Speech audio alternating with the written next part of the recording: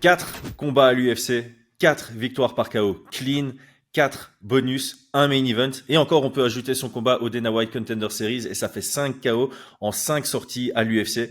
Il est au total sur 11 victoires consécutives, 10 KO consécutifs. Carlos Prates a plus que confirmé sa place dans le top 15 UFC cette nuit. On en parle juste après l'intro. Yo, this is Dustin Poirier. Bienvenue à Fight Mind. sous Fight Mind. Bienvenue sur Fight Mind. Pousse.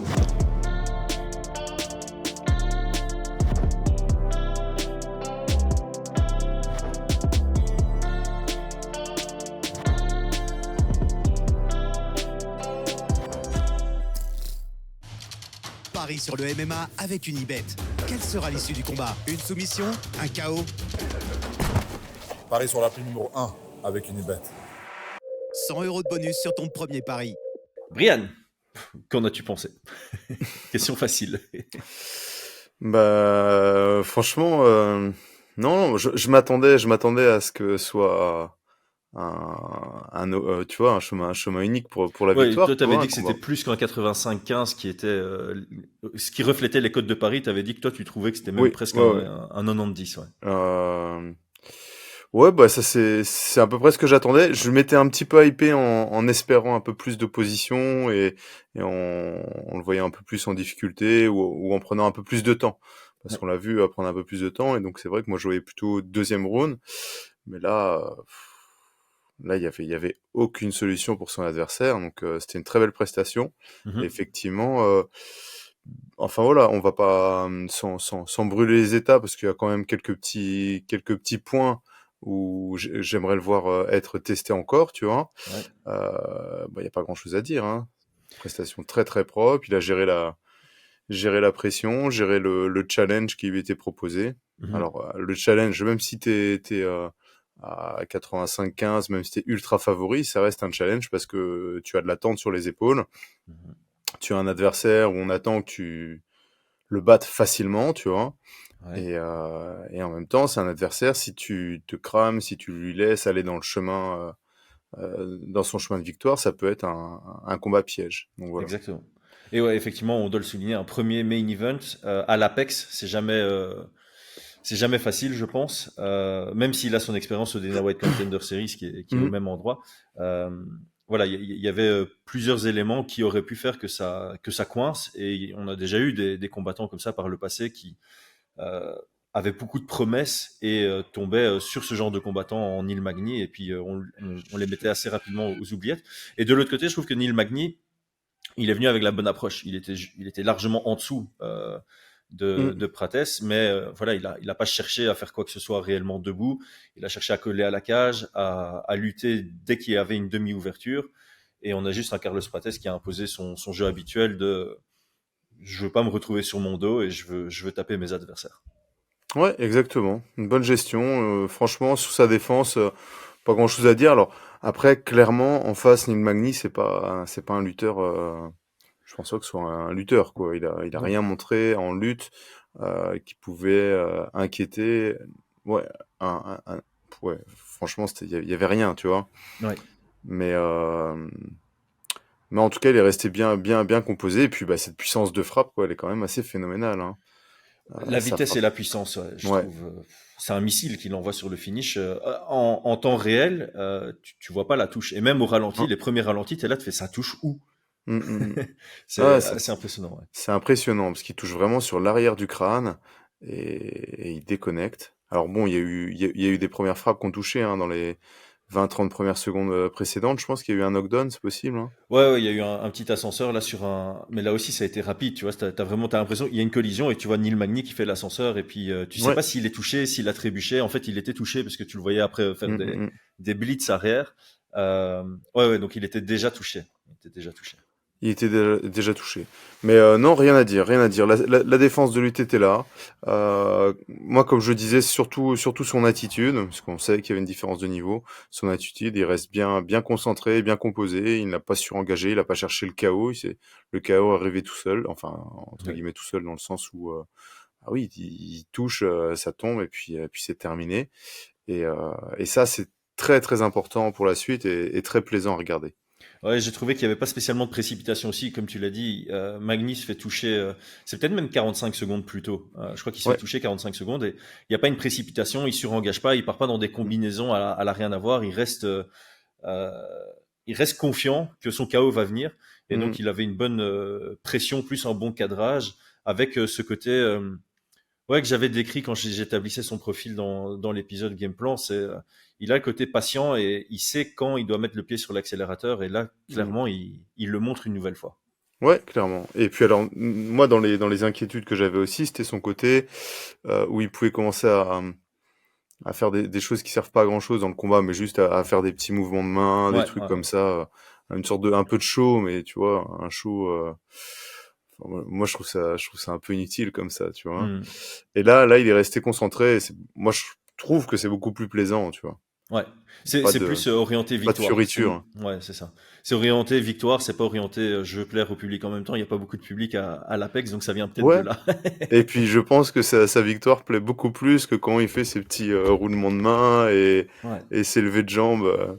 Tu vois, tu Non, mets c'est pas vrai, je suis ça. d'accord. Donc non, son KO parle pour lui-même. Donc vraiment, vraiment une belle victoire. Et puis surtout, là, ce que j'ai hâte, c'est la suite, quoi. De voir. Ouais. J'aimerais bien le voir se faire challenger, un combat un peu plus questionnant, soit sur un classique, une classique opposition de style, ou soit face à un challenger, tu vois, Ouais. comme lui. Avant de parler de la suite, je voulais juste faire un petit truc sur le fun, mais pendant l'épisode Le Game Plan, je crois que j'avais dit quelque chose de l'ordre de je vois Prates capable de mettre un KO un peu similaire à celui de Ponzinibbio, version garde ouverte. Alors j'invite tout le monde à aller regarder le KO de Ponzinibbio sur Magny et puis revoir le KO de Prates sur Magny et c'est assez ressemblant, donc Ah, assez ça va. assez drôle d'avoir fait ça. Ouais, pour la suite, on avait parlé de Michael Morales dans notre épisode Le Game Plan. On avait dit, bah, en cas de victoire de Prates, ce serait sympa d'avoir, bah, comment on dit, prospect contre prospect à Mhm. l'entrée du top 10 de l'UFC. Donc, Michael Morales, pour ceux qui savent pas, il est invaincu en 17 combats professionnels, 12 victoires par KO. Il a 5-0 à l'UFC. Il est 12e au classement UFC. Il passe 11e au classement Fight Minds. Carlos Prates rentre à la 10e place à notre classement. Oui, on a déjà fait tourner l'algorithme. C'est l'avantage de faire quelque Mhm. chose de data-driven et pas quelque chose qui dépend de journalistes. Donc moi, j'aime bien ce combat parce que c'est voilà promesse contre promesse. Mais je pense qu'il y a aussi d'autres noms qu'on peut aller chercher, comme tu l'as dit, en mode opposition de style. Ça peut être intéressant. J'espère que ce sera pas Gilbert Burns. Pour quelle raison? Bah, ça fait un peu. Pour moi, ce serait un peu dire, OK, Gilbert Burns, maintenant, tu seras utilisé comme Neil Magny. Tu vois, t'es le gars qui va un peu te tester à l'entrée du top 10. Et puis, mais voilà, c'est effectivement, ça aurait une certaine logique de l'utiliser pour ce Ouais, combat. ouais, ça le fait monter un petit peu haut enfin un petit peu haut, non, mais moi j'avais pensé à Geoff Neal, tu vois. Ça peut être Ouais, pas bah mal là, aussi. ouais, ce serait striker contre striker. Ce serait intéressant, par Striker contre contre. striker serait pas mal. Mais Ouais. effectivement, après, Burns, ça pourrait être bien. Covington, il est où, lui? Il est numéro 12, mais par contre, je t'avoue que je Ah, vois pas un Covington accepter ça. J'y ai pensé aussi. Je me suis dit, ça peut être un très chouette test. Mais je vois pas un Covington accepter. Non, attends. Je t'ai dit que Covington, il est 12. Il est 12 chez nous. À l'UFC, il est il est encore plus haut, hein. 6. 5. 6. Ah oui, 6, parce qu'il y a 4. Brady et Jacques Della Maddalena sont à égalité à l'UFC. Et donc Colby Covington est 6 devant Ian Gary et Burns. Alors, Prates a demandé de la Maddalena, hein. Mm, mm, mm. Chaud. Ce serait beau. Ouais, ça serait clairement beau. Je pense que stratégiquement, c'est bien vu parce qu'effectivement, c'est deux bons strikers. Et effectivement, on peut partir du principe que Prates, il tape quand même, je pense, un peu plus fort, tu vois. Ouais. Il y aurait une forme d'opposition de style dans le striking aussi. Ouais, c'est ça. T'as quelqu'un qui est plus axé sur le volume et les combinaisons. Mm, L'autre mm, mm. qui est plus axé sur Une shot frappe clean, quoi. selection. Je Ouais. choisis les frappes que j'envoie et Mm, mm, il mm. faut que ça fasse mouche, ouais. Ouais, j'aime Ouais. bien aussi. Ouais, ça Je, serait je pas me mal. demande si c'est pas un step trop élevé trop rapidement. Ah, Il a, Et je il, vois pas il est- trop l'intérêt de JDM d'aller regarder Prates, Ouais. mais pourquoi pas, pourquoi pas.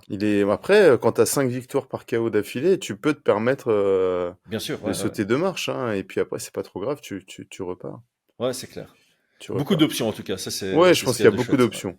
Je pense qu'il y a beaucoup d'options. Moi, franchement, Covington, s'il veut conserver sa place et prendre en légitimité sur un gros nom qui arrive, je pense que c'est un combat qui est intéressant pour lui, hein. Je pense aussi. Au Maintenant, je vu... crois que Covington, il est vraiment dans une position où il Ouais, veut prendre que des gros noms. Il préfère attendre 1 an et demi avant de recombattre et prendre un gros nom. Tu l'as vu. Je pense qu'à mon avis, l'UFC a dû lui proposer Yann Gary. Si ça s'est pas fait, c'est que voilà, il n'est pas intéressé par ce genre de profil. Ah ouais. Ah, Ouais. mais là, ça fait un an. Je vois pas trop qui il va combattre. Enfin bon, on parle de Carlos Prates.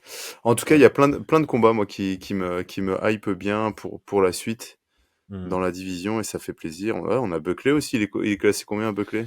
Mais Buckley, là, il combat contre Yann Gary sur le dernier événement de l'année. Donc ouais, Buckley avec une vie.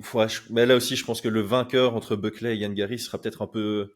Un Ce peu serait pas trop. intéressant pour le vainqueur de ce combat de regarder vers Prates. Ou le J'aimerais bien perdant, le tu vois. combat, mais Buckley, là, il est 9, il affronte Gary qui est 7. Dans notre classement à nous, Yann Gary est 4. Et Buckley... Tiens, Buckley, je le vois. Ah si, 6, 4 contre 6, là, chez nous. Ouais, donc Donc, un Buckley qui ouais. part, ça pourrait être aussi une manière enfin, conserver sa place, tu vois, dans le top 10. Ouais. Buckley qui gagne contre Yann Gary, contre Prates, ça me plaît. Ils seraient tous les Ah, deux à moi, ce 5 serait victoires plutôt d'affilée dans la Buckley qui division. perd, tu vois. Ah, Buckley qui perd. Ah ouais, Ouais, ouais, ouais. comme ça. Ah Mm, ouais, c'est une idée aussi. mm, mm, C'est mm. une idée aussi. Ouais, Non, comme quoi... Buckley qui gagne, t'es sixième, tu prends le... Enfin, tu regardes au-dessus, tu vois. Ouais. Mais celui qui En... perd, bah, il doit aussi conserver sa place, quoi. Ouais. Cette division on parle beaucoup pour l'instant des middleweight, tu vois, qui devient une division très intéressante avec une émergence de beaucoup de talents. Hmm. Il faut pas sous-estimer les welterweight, hein. J'ai l'impression que les welterweight, ils ont 2025-2026, ça va être très intéressant. Je suis entièrement d'accord, ouais, clairement. Magny, est-ce qu'on parle de la suite ou ça devient un profil qui n'est plus vraiment intéressant là, je pense, hein. Ouais, non. Moi, je te l'ai dit avant, hein, c'était vraiment un combattant que je ne regarde pas, tu vois, que je ne suis pas. Et même quand il y a des gros challenges, enfin, quand il y a des combattants que j'aime bien et qui le combattent, ça m'intéresse pas trop, tu vois. Ouais. Hmm, hmm, hmm. C'est le gatekeeper excellent pour le top 15. Maintenant, il sort du top 15, donc il y a ouais, ça va être bizarre la suite de sa carrière. Hmm, hmm. Je pense que là c'était son dernier combat, son dernier main event clairement, et son dernier combat de ouais où les gens s'intéressent un peu quoi. Hmm. Malheureusement pour lui. J'ai vu dans nos commentaires qu'il y avait quelqu'un qui aimait beaucoup Manny. Euh, ça se tient pour ouais son côté volontaire, son esprit martial, mais voilà ici je suis plus du tout intéressé parce qu'on a vu ses limites et il peut offrir que des marches en fait à des combattants qui montent. Oui, tout à fait. Parce qu'il lui manque ce truc de, on peut te mettre dans un combat qui sera fun, un fight of the night, on en avait parlé. Malgré, je sais plus, 33, 34 combats à l'UFC, il a eu que 2 bonus. Donc c'est pas non plus Hmm. le combattant le plus divertissant. C'est un bon test, mais maintenant, c'est un test qui sera plus vraiment intéressant pour les combattants qui montent parce que c'est plus le combattant qui va les faire rentrer dans le top 15. Aujourd'hui, ça l'était encore. Maintenant, ça ne le sera plus. Euh, Avant de parler de Renier de Rieder, parce que j'ai vu quand même, j'ai regardé sur Twitter quel est le combat duquel on parle le plus après cet événement. C'est beaucoup de gens parlent de Rieder. Je voulais qu'on mette un peu de lumière sur le combat entre Staman et Blackshear, parce que moi j'ai vraiment bien apprécié ça. Et Mhm. Blackshear pour moi est, alors ça va être difficile à dire, le meilleur combattant UFC avec un mauvais palmarès. Genre le mec est à 3-3-1 à l'UFC, donc Ouais. avec ce genre de palmarès, sans rentrer par la grande porte où tu affrontes directement en top 15, je le trouve solide. Et c'est pas un nom qu'on retient, parce que voilà, les mecs qui sont à 3-3-1, on n'en parle pas tous les jours. Alors ses défaites sont contre Basharat, contre Bautista, contre Jackson. Son égalité, c'est contre Youssef Zalal. Et là, je trouve qu'il nous fait de nouveau une belle performance, hein. Il a une victoire par Twister.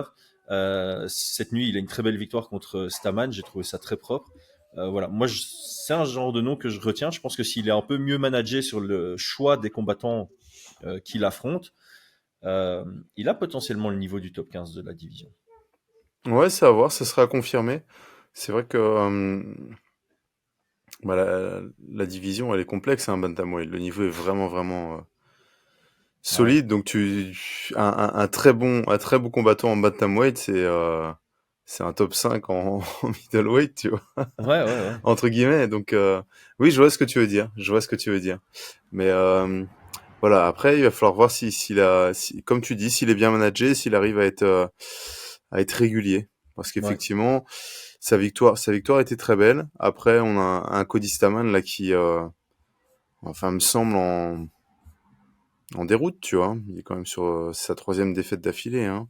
ouais, Et sur ses 6 derniers combats, il est à 2 victoires, 4 défaites, hein. Et si tu remontes plus ouais. loin, ouais. Ouais, je suis d'accord. Ça, je pense que malgré, enfin, Staman n'a pas été mauvais dans ce qu'il a proposé. J'ai trouvé Balakshir juste bien au-dessus, quoi. Sa boxe était propre, le genou en ligne, les deux coups de genou sautés, le deuxième principalement, la grosse combinaison en anglaise et puis le beau sprawl et puis son finish est assez incroyable, je trouve, hein. Il va chercher la guillotine à partir de la demi, il passe d'abord la monte, il essaye de la finaliser un peu à la Mhm. Rockhold avec une seule main, il la lâche, il menace le bras-tête directement, il lâche le bras-tête, il se relève, il tente un coup de coude, c'est dommage que ça touche pas, mais l'idée est très bonne. Mhm. Staman se tourne, il vient d'abord essayer de finaliser avec le crank, et puis pour l'étranglement arrière, il fait un peu comme Demian Maia, quoi. Il vient pas fermer en faisant le bed jet slam, mais il passe vraiment derrière la nuque. Je trouvais ça très propre. J'aime bien son grappling et Mhm. je trouve que debout, il proposait de Ah, belles debout, choses. Il c'était prenait son stratégiquement, temps, hein. c'était bien vu, hein. Ouais, Donc, ouais, ouais. il a utilisé les jambes, il a utilisé ses jabs, genou sauté face à un petit trapu, Ouais. donc c'était parfait. Et non, non, il le touche et puis il le finalise. Non, non, c'est clair que rien de. Mais bon, après, moi, je t'avoue que Bantam, pour moi, il y a des gars qui sont, tu vois, un Farid Basharat, techniquement, je le trouve. Ah bah oui, et pour preuve, il l'a battu. Fou. Ouais, Ouais. Et il y en a plein des gars de ce profil-là, tu vois. ouais, c'est vrai, la division est quand même fort Ah, chargée en talent. Mais j'ai vraiment, enfin, Damon ouais. Blackshear, c'est quelqu'un. Chaque combat, je les regarde parce que je trouve il a quelque chose. Il a quelque chose Mhm. d'intéressant. Euh, Et ouais, il était trop court contre des très bons combattants. Et j'espère que Exactement. là, juste, ils vont réussir à lui trouver les profils qui lui permettent de se créer son chemin vers le plus haut niveau et prendre son expérience pour après reprendre des très beaux combattants. Mais top 15, oui, top 15, c'est clairement atteignable, hein. Ouais, ouais, c'est Effectivement, ça. avec un peu plus une meilleure gestion et de Mhm. carrière et lui de ses combats, il l'a montré en tout cas hier soir, ouais. Voilà. Bon, on en arrive à ce co-main event. Renier de Rieder qui fait son entrée à l'UFC. Donc, c'est l'ancien double Mhm. champion du One, que moi je connais assez bien puisqu'il a combattu dans mon ancienne promotion. Il avait fait un co-main event chez nous.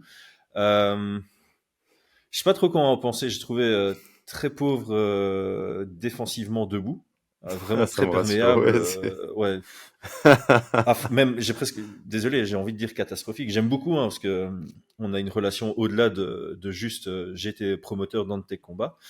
Euh, mais ouais, c'était contre GM3 quoi, contre GM3 qui le touche autant debout. Alors il y a le knockdown à la fin du premier round, donc il y a ce côté un peu efficace, mais et un peu trop généreux au sol et dans les amenées au sol. Alors il y a des très belles amenées au sol, il a fait parler son judo, il y a des très beaux scrambles, il y a des très belles séquences au sol, mais il y a un côté très généreux, surtout dans la fatigue. Son cardio aussi un peu lâché, hein. Ah, moi, je vais être honnête avec vous, hein, je trouvais ça vraiment éclaté, quoi. Franchement, c'était. Enfin, et pourtant, je l'ai vu combattre, effectivement. Alors peut-être que le niveau était pas. Enfin oui, clairement, c'était deux très très bons grappleurs. Tu vois, ça se bloquait un petit peu l'un l'autre. Mhm. Mais debout, ouais, la défense, elle est nulle part. Le striking, il est nulle part. Il se retourne presque. En judo, c'était hasardeux parfois. Ouais. Euh, et voilà, c'est juste que de temps en temps, bah, j'ai tendance peut-être, oui, à comparer avec des divisions bien en dessous. Et ouais, c'est une réalité, mais c'est une réalité que après, quand tu regardes, quand tu oublies les divisions ou ce genre de choses, pour moi, c'était pas terrible, quoi. C'était hasardeux en judo, donc tu as des mises au sol, tu te demandes comment il les obtient. Les deux étaient cramés. Ouais. Des pertes de position où il part sur sa Dark Shock et au final Ah oui, l'autre ça glisse et sort puis et il il se lui fait met des taper derrière. patates. Ouais. Oh, enfin, pas à ce niveau-là quand même, tu vois. Ouais. Donc moi personnellement, bah, j'étais ni pour l'un ni pour l'autre en soi. Mhm. Euh, mais j'ai trouvé ça faible sur le niveau et Ouais. la Bon, prestation et je vois pas ce qu'ils vont faire proposer de plus après, tu vois. Mais vraiment déçu. ouais, écoute, je m'attendais à un peu mieux. J'espérais vraiment, parce que De Reader, au One, il avait fait quelques performances debout où tu dis, bon, On voit que c'est pas son domaine de prédilection, mais on voyait qu'il avait des armes intéressantes debout. Là, ça Mm. s'est pas ressenti du tout. Alors peut-être est-ce qu'il y avait une pression sur ses épaules, un genre de stress, je sais pas. Mais ouais, sa dernière défaite là, contre le triple champ du One, qui a perdu d'ailleurs la veille. Ouais. Tu vois qu'il craque aussi un peu sur son cardio et sur son énergie et tout, et donc Mm. il y a pas, il m'a pas donné l'impression d'avoir un peu bossé sur les faiblesses qui ont été exposées au Ah One dans ses bah, derniers ouais. combats, et là il y a de nouveau des faiblesses, donc il y a beaucoup de choses sur lesquelles bosser. Donc est-ce que il a de quoi? C'est quoi le top 15, le bas du top 15 des middleweights? Attends, middleweight. Shara Magomedov, Michel Pereira en 14 et 15, Anthony Hernandez en 13. Non, là, il n'a pas prouvé qu'il avait les armes pour le top Ah 15. non, non, non. Bon, après, voilà, hein, l'opposition, Meerschaert, c'est du bon niveau aussi, tu vois, hein. Ouais, Donc, on va faire enfin, le pari, on va se dire qu'effectivement, les deux profils similaires, entre guillemets, ont fait que bah, le niveau ne semblait pas ouf, tu vois. Ils sont un peu annihilés l'un l'autre, quoi. ouais, c'est ça. Ils sont un peu annulés l'un l'autre. Ouais. Mais voilà, malgré ça, il y a quand même des moments où tu te dis, il y a eu un peu de précipitation, des pertes de position qu'on Mm. devrait pas voir à ce niveau-là, Ah même ouais, face à un non. bon grappleur. Parce que tu peux perdre des positions face à un bon grappleur parce que le bon grappleur fait quelque chose de Oui. particulier. Là, il y a eu des pertes de position parce que tu fais une erreur ou parce que tu fais un mauvais choix. Et ça, Mm. ça ne se voit plus dans le top 15 middleweight à Ouais. l'UFC aujourd'hui. Top 15, tu vois, bah c'est très bien. À un moment, ils cherchent tu vois, le triangle inversé comme ça. Ouais. Qui l'avait super bien placé d'ailleurs Ouais, au qu'il a One. super bien placé, mais contre qui, tu vois? Ouais. Faut arrêter, t'es face à un Après, des meilleurs grappleurs, un truc comme ça, peut-être que c'est enfin, ça. il est en Peut-être train qu'il a, d'attendre quelque chose, mais tu sais que ça va jamais se produire, enfin. peut-être qu'il a besoin de se rendre compte du niveau UFC. Parce que Oui. tu vois, au Combat Brothers, il est de loin le meilleur. Tu vois, je pense qu'un de ses meilleurs training partners, c'est Alain Neder, qui doit encore faire qu'on connaît très bien et qui doit aussi faire son Mhm. expérience à haut niveau. Et dans sa carrière, bah, il a affronté, entre guillemets, que des combattants du One. On sait qu'il a fait des belles performances contre Hong Sola, très très bon striker, mais voilà, ça reste une opposition de Ouais. style. Donc ici, dans notre classement à nous, il rentre à la 25e place, Mhm. 24e place. Euh, Ouais, je pense que c'est judicieux, c'est bien. ouais, voilà, et je pense que son prochain combat pourrait être contre bah, tiens, du Kelvin Gastelum ou ce genre de truc qui chez nous est 23e. Ça va être compliqué. Mais tu vois, un Kelvin Gastelum, moi je pense qu'il le passe pas, hein. Ouais, mais ça reste tu vois, ça reste un bon Il faut test, hein. vraiment qu'il réussisse à le mettre au sol. Après, voilà, hein, c'est clair que je pense que pour Régnier, les différents, enfin oui, les combats où il va avoir une opposition de style peuvent être intéressants pour lui, mais pour moi, il a très très peu travaillé sur son striking, sur plein de choses, Ouais, et ça va être un peu juste, hein. ce qu'on a vu là, c'est que s'il a une opposition de style, il a vraiment intérêt à facilement mettre au sol parce que si ça reste debout, il peut se faire éteindre dans une opposition de Hum, style. hum, Face à hum, un bon striker, hier soir, hum. il y a des frappes de GM3 ou des fenêtres ouvertes pour son adversaire qui, Mais ouais, face à un striker un peu décent, il se fait éteindre, quoi. il s'est pris un knockdown, hein, à la fin du premier round, hein. Heureusement que c'est la fin, il se fait sauver par le gong, non? C'est GM3 qui se fait sauver par le gong. Ah oui? Ouais. Ah oui, c'est ça. Il perd le premier round et en fait, il reprend son. Ouais, c'est ça. Ouais, sur les 5 dernières secondes, quoi. Donc Mm, mm. effectivement, je pense que face Après, à... il doit avoir des bonnes frappes quand même, ça veut dire. Ah oui, hein, mais Il doit, je il pense doit qu'il a taper une fort, puissance hein. assez décente. Je viens de voir que tu avais parié sur Un un finish par KO KO. de Reader deuxième round, non? Non, j'avais juste mis KO. KO. J'avais mis de Reader KO, moi. De Reader par KO. Ouais, j'avais mis ça comme pari. J'avais mis 0,2 unités dessus. Eh, c'est bien, c'est bien, Pas c'est si bien. loin, mais justement, Pas je si m'étais loin, hein, dit, t'as tu eu vois, je m'étais dit grappleur contre deux moments, grappleur. hein. Grappleur contre grappleur, ça peut rester debout. Et je Mhm, sais plus c'était contre qui, c'était contre un Black au One. De Reader avait mis un sale KO sur un coup de genou. Je me mhm. suis dit, ouais, ça peut se produire, quoi. Je trouvais la cote Bah, intéressante, franchement, c'était là, à c'était même 5. pas sur un malentendu que ça pouvait se produire, hein. Ça a Ouais. failli passer deux fois, hein. Mais c'est clair, c'est clair. Donc voilà, Ouais, je c'était suis bien pas vu. mécontent de ce pari. Mais donc ouais, après il y a C'est ça en fait. Moi, j'étais bien content qu'il l'éteigne pas. J'avais mis plus d'un round et demi. Ah ben voilà, voilà. Ah, le gong, le gong.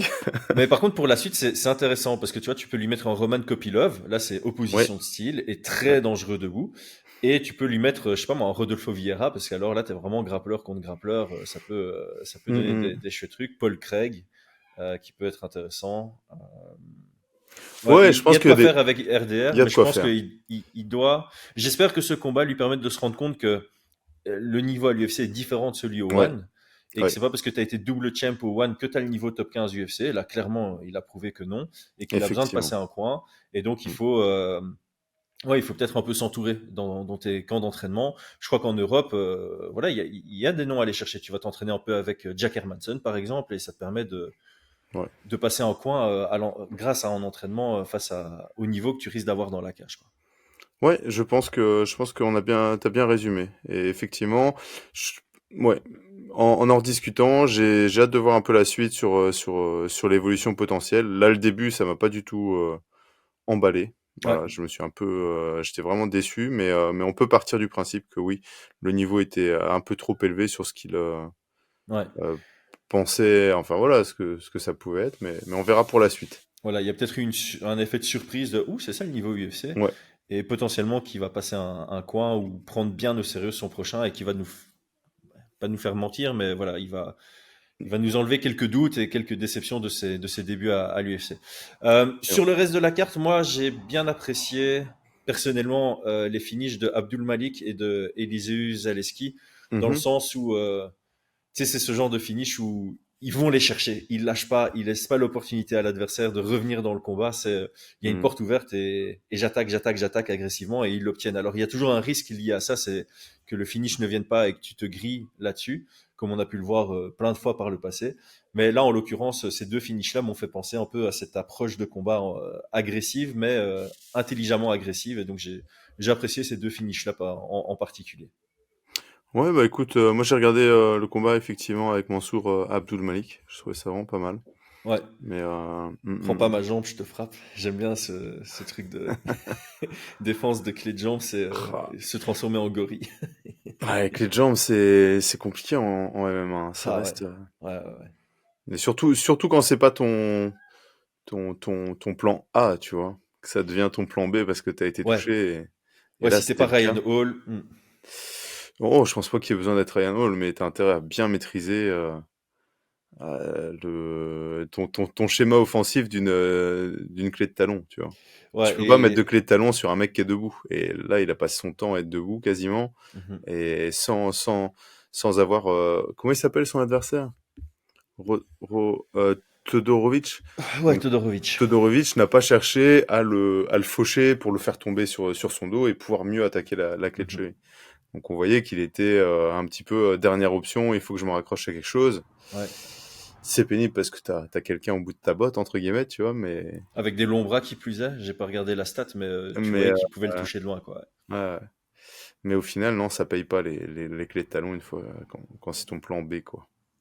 Ouais. Mm, mm, Ouais, mm, mais mm. en fait, c'est bien que tu le dises comme ça, parce qu'effectivement, on a vu que c'était réactif, il se fait toucher, il est au sol, il voit une jambe, il la grippe et il essaye quelque chose à partir de là. Et généralement, ce serait pas mal d'avoir les stats de ça, mais c'est vrai que généralement, les clés de talon, les clés de cheville, même les calf slicers qui sortent à l'UFC, c'est plus proactivement. C'est le gars qui est allé Ouais, chercher cette jambe. Quand tu regardes, bah, peut-être le GOAT des attaques aux jambes qu'on a vu à l'UFC, le très méchant Rousimar Palares, mm. il les engage, quoi. Il initie l'action Ouais, c'est pour son pouvoir aller plan. la chercher, quoi. C'est ça son C'est plan. Ouais. son plan A, hein, c'est vraiment son plan A. Ouais. Et plan B, on repense peut-être au combat. Alors ça date un petit peu, mais Jones contre Mauricio Rua, tu vois. Je Fou, crois je me rappelle même que plus ah bah que... il a passé son temps à essayer de chercher les longues jambes de John Jones, mais de manière Ah ouais, je me souviens. Enfin, moi, je me souviens juste du finish, en fait. Ça remonte à il y a c'était tellement vraiment du longtemps. plan B quoi. Et Ouais. donc bah, il se faisait punir à coups de coude et avec des frappes. Ouais, tu le regardes, tu verras. Ah, ben, Tu j'irai verras. revoir parce que c'est d'actualité. On doit Non, analyser ça pour mardi. l'idée, c'est plutôt d'aller chercher pour pouvoir se relever. Et d'ailleurs, il a eu à un moment donné l'opportunité, un Todorovic, de pouvoir se relever, mais il est Ouais. resté sur la jambe. Ouais, ouais. Mais c'est un petit peu le seul truc. Donc, quand l'adversaire cherche à se dégager sa jambe, là que tu peux chercher à te relever. Mais bon, je pense qu'il avait pas trop envie de se relever, Todorovic aussi. Ouais, c'est peut-être ça. Peut-être qu'il voulait rester justement dans ce format, mais il est mal resté dans ce format. Je pense que c'est vrai que tu as plusieurs options quand tu attaques une clé de jambe. Tu peux utiliser ça pour te relever, tu peux utiliser ça pour essayer de créer un genre de renversement et Ouais, d'aller profiter de ça. Tu peux évidemment chercher à soumettre. Et je pense que là, la meilleure option pour lui, c'était peut-être comme tu l'as dit plus tôt, c'est de faire en sorte de mettre Abdul Malik sur son dos, d'utiliser cette ouais. clé-là pour mettre sur son dos et puis se retrouver un peu en 50-50 et Hmm. bosser à partir de là. Ça Ah, lui aurait il aussi en est, permis de gagner du temps, quoi. il en était pas loin à un moment donné, hein. Ouais, Il en mais était ça aurait dû vraiment, être. vraiment pas Ouais. loin. Je crois qu'il avait cet objectif de chercher à la finaliser, mais il n'avait pas Hmm. du tout de levier puisque son adversaire était debout et Abdul Malik avait ce bon réflexe de chaque fois faire en sorte que son genou ne soit pas isolé. C'est un Ouais, peu tout à fait. la défense 101 de ce genre de situation. Hmm, hmm. Exactement. Quelque chose d'autre que tu retiens de la soirée? Écoute, non, moi j'ai pas tout regardé, hein. J'ai regardé les combats qui m'intéressaient le plus. Mhm. Donc là, je vais peut-être regarder Charles Radke, Ouais, qui a eu la c'est expéditif. performance.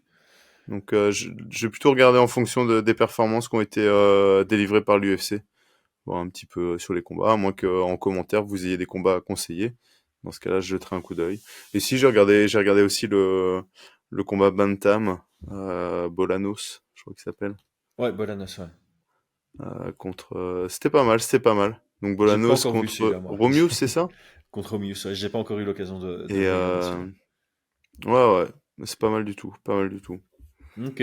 Mm, mm. Ouais, dites-nous d'ailleurs par rapport à Radke, ben, je vois que tu connais le résultat, donc dites-nous en commentaire si vous trouviez que c'était un early stoppage ou pas. Pour moi, il y a matière à débat. Je trouve que l'arbitre fait un bon boulot, mais je crois que certaines personnes seront plus du côté de ça a été finalisé un peu trop tôt par l'arbitre. Et ouais, en fait, ça c'est un truc que j'ai regardé d'abord Très Jeune Gore contre Trocoli, et après je suis tombé sur Blackshear contre Cody Stamann, donc à la suite, et je trouvais vraiment la différence de niveau marquante, quoi. Trocoli, pour Mm. moi, il a rien à foutre à l'UFC, en fait. Sans Ah oui? vouloir être méchant, bah là, voilà, il est à 0, ah non, ouais, il est à 0-2 à l'UFC. Pour moi, il peut sauter, quoi. Ah oui, Anthony Trocoli. Ouais, il devait combattre contre Oumar Sy, hein. C'est pour Ouais, ça ouais, qu'on c'est retient ça. son nom. Mm, mm, mm. Mais ouais, il a une histoire un peu bizarroïde. Là, il avait fait les Dana White Contender Series, puis overturn parce que il passe pas le drug test. Et puis, je sais pas. j'ai- Alors, faut prendre ça avec des pincettes, mais j'ai l'impression que c'est lui le nouveau copain de Mackenzie Dern et qu'il y a eu un souci entre lui et l'ex de Mackenzie Dern pour des bêtises. Et j'étais un peu là, genre, ok, bon, Ah oui. cassos. Je me suis pas renseigné davantage, mais enfin voilà, ça avait un peu, on va dire, sali son image. Ouais, je vois Comme ce que ça, tu tu vois, veux genre, je dire. pense qu'il avait voulu taper l'ex de Mackenzie Dern parce qu'en fait, ils sont divorcés, ils ont un enfant, Mackenzie Dern et son ex. Et je Ouais. pense qu'en fait, Trocoli voulait plus que Mackenzie Dern et son ex se voient au moment où l'enfant va de l'un chez l'autre, tu vois. Alors que c'est Ah, toujours comme ça qu'ils faisaient, il va le déposer, ils se disent bonjour et puis ils font le passage du gamin, tu vois. Et Trocoli, ça lui faisait péter un plomb, c'est ça que j'avais lu. oh là là là là. Bref. Bref. Bon, vivement qu'il saute de l'UFC alors. Voilà, c'est ça. Bon, rien à voir, mais c'est pas Non, vraiment une rien à raison, mais voir. bon, voilà. Parfait. Bon, bah écoute, c'était un petit Fight Night relativement sympa pour le 100e événement à l'Apex.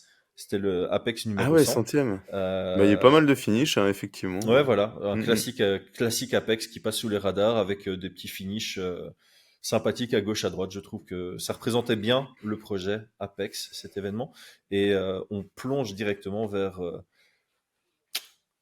je vais pas vendre nos vidéos, mais vers le Madison Square Garden le plus décevant que l'UFC ait fait, je pense, en termes de cartes.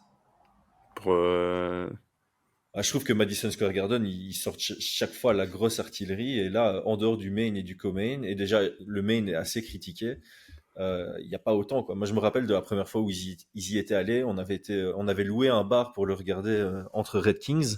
C'était mhm. avec Alvarez contre McGregor, tu vois. Ouais, ouais. Donc on avait Alvarez McGregor, on avait Stephen Thompson contre Woodley, on avait Joanna Jędrzejczyk contre Carolina Kowalkiewicz, Chris Weidman contre Yoel Romero. C'était une sale carte, hein. Il y avait Khabib en prélims, Frankie Ouais, c'est Edgar en vrai que la prélims, carte, elle est pas ouf, hein. Enfin, quoi que, après, la main card, on... Luque contre Belal Mohamed, Ouais. Jim Miller contre Thiago Alves, deuxième combat de la soirée. Ils avaient envoyé du lourd cette année-là, en 2016 au Mm. Madison. Ouais, faut voir, parce que il y a des nouvelles têtes, tu vois. Il y a Mauricio Ruffi, ça. Ouais, ouais. Il y a quand même un Donc nerd. peut-être qu'on se dira dans quelques années, ah ouais, tu te rappelles de cette carte-là, il y avait Mauricio Ruffi, il y avait Bonical, peut-être qu'ils Ah vont ouais, faire quelque Bonical chose. contre Paul Craig. Et non, faut avoir, mais oui, je vois ce que tu veux dire. Ouais. Je vois ce que tu veux dire. Bah, après, je pense que le Enfin, combat le moins quoique. critiquable, en tout cas, moi, celui Ouais. qui me hype le plus, c'est Oliveira contre Chandler, hein, forcément. Ouais. Je pense que Après, c'est... ouais, c'est vrai que j'ai dit ça, mais finalement, il y a quelques combats. Ouais, non, finalement, ça va. Je sais pas Non, pourquoi je ça m'étais reste dit ça. correct. Non, je suis en train de regarder là. Ouais, il y a quand même quelques combats fun.